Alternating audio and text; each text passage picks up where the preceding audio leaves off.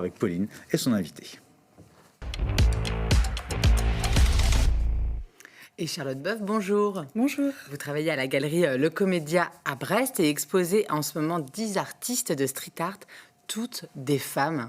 Effectivement. Est-ce que vous pouvez peut-être commencer, Charlotte, par nous donner la définition du street art? Tout à fait. Donc, le street art ou art urbain est un mouvement artistique qui prend place dans l'espace public de façon spontanée. Donc, le mouvement est arrivé en France dans les années 60. Et pour les femmes, c'est vraiment Mystique, la pionnière, qui, elle, a débuté dès les années 80 avec ses pochoirs de femmes pin-up à Paris. Elles n'étaient pas nombreuses à cette époque-là, elles le sont de plus en plus. Oui. Aujourd'hui, justement, on tourne beaucoup les yeux, et vous, les galeries aussi, vers ces artistes femmes. La rue, ça a été pendant longtemps un espace très masculin en général, l'univers du graphe aussi en particulier. Il y a l'idée de se réapproprier le lieu de la rue depuis quelques décennies maintenant par les femmes. Peut-être, oui. En fait, je pense que c'est une idée reçue.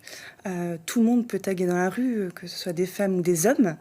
Mais peut-être que pour les femmes, il y a ce sentiment d'insécurité, Parce le qu'on fait d'aller graffe la nuit dans des lieux un petit peu voilà, cachés.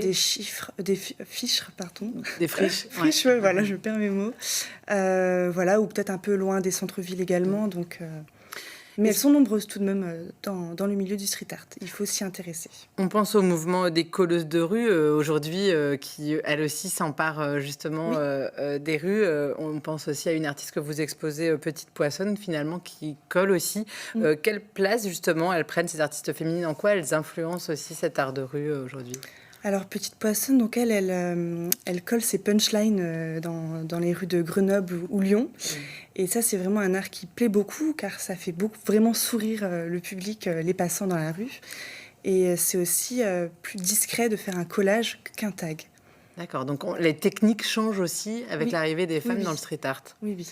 Qu'est-ce que ces artistes nous disent de la représentation aussi de la femme dans l'art urbain? On est obligé de penser au graphe de Pénis qui, depuis des décennies, depuis que l'art urbain existe, on voit plutôt des sexes d'hommes. Aujourd'hui, on voit des sexes de femmes dans la rue. Là, on pense aux vulves de Foufounart, une artiste que vous exposez aussi, qui expose elle aussi dans la rue des sexes de femmes. Tout à fait. Donc, Foufounart, elle a commencé vraiment à se lancer un défi. Elle trouvait que le sexe féminin était sous-représenté dans notre société et dans l'art en général. Et donc, elle a commencé à fabriquer ces vulves en argile qu'elle a disposées partout dans la ville de Lyon.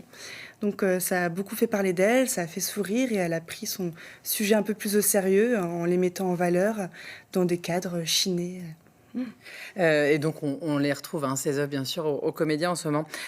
Vous accueillez une grande artiste de street art ce week-end, Lady K sera ce samedi au Comédia. Elle fait partie de ces street artistes qui pratiquent le vandal, longtemps resté le monopole des hommes. C'est quoi le vandal, Charlotte? Alors, les artistes graffeurs diront pas forcément que leur art, c'est du vandalisme. Ils diront que c'est de l'art à 100%. Et ils estimeront, je pense, que le vandal, c'est vraiment un graphe sans signification particulière. D'accord. Donc, elle revendique cela, mais elle fait aussi des fresques... Alors, on voit les images, ça, ce qu'elle fait, c'est totalement interdit. Oui, c'est totalement interdit. Voilà. C'est pour ça que ça s'appelle le vandal. Oui, oui, oui. Mais pour elle, c'est de l'art. Voilà. Elle ne fait pas que ça, elle fait aussi de grandes fresques Oui. commandées. Ou... Tout à fait. Et en fait, elle se crée un personnage assez incroyable quand elle tague.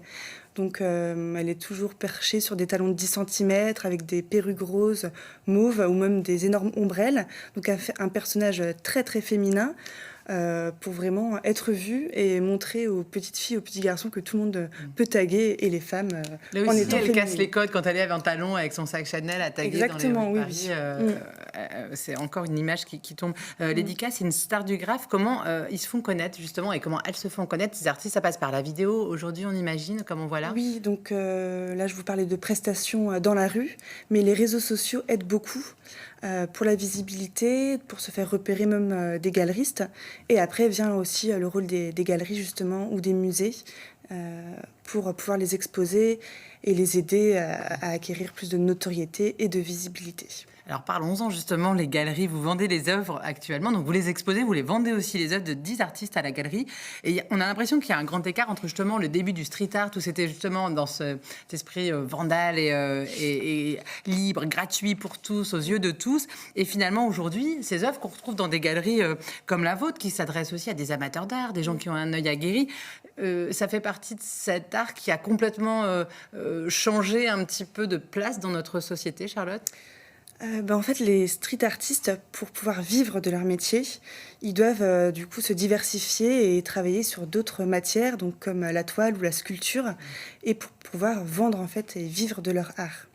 Mais après, on a l'artiste, comme montré aux images, Caroline Dervaux, qui elle fait des impressions, donc en tirage très limité. Donc c'est pas une pièce unique, c'est une impression, et donc les tarifs sont très abordables à partir de 60 euros. Parce que ce sont des tirages. Voilà. Justement, vous parlez des matières, de différents supports, les matières utilisées. Est-ce que on parle encore justement de street art quand on est comme ça sur de l'impression, sur une huile sur toile finalement? Quelle est la différence entre du street art dans ces cas-là et une œuvre d'art contemporain? Je pense que sur cette question, chacun aura sa propre perception. Mais ces artistes font toujours donc des fresques dans la rue. Il y en a beaucoup qui sont muralistes. Et on a aussi des street artistes qui travaillent sur toile à la bombe, comme c'est Malao qu'on expose à la galerie.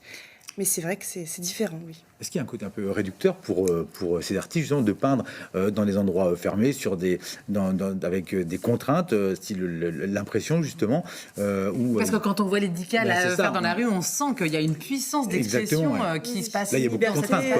Ouais. Oui, je pense, mais je pense que ces gens sont fiers aussi de pouvoir montrer leur art et que dans tous les milieux finalement. Voilà, et pouvoir exposer aussi en galerie. Parce qu'un tag à Paris, on ne peut pas l'exporter à Brest, c'est impossible. Ça donne aussi un prestige. Elles en vivent, les 10 artistes que vous exposez aujourd'hui? Pas toutes, il y en a qui ont un métier à côté. D'accord. Oui. Merci beaucoup, Charlotte Boeuf, pour cet éclairage. Les femmes dans l'art urbain, c'est une expo à découvrir au Comédia jusqu'au 1er avril. On rappelle que l'édicat sera présente ce samedi. Est-ce qu'il faut réserver Oui, sur notre site internet. Et donc, c'est samedi à 16h30 jusqu'à 18h. À Brest. Ouais. Merci beaucoup. Je vous propose maintenant de partir à la rencontre de Patrick Amiot. Il est le président et fondateur d'Arcade. Il nous ouvrira les portes de la cathédrale de Dol de Bretagne et de sa salle au trésor, un lieu empreint d'histoire où sont exposés de nombreux objets cultuels. On vous laisse découvrir, c'est la Minute Patrimoine.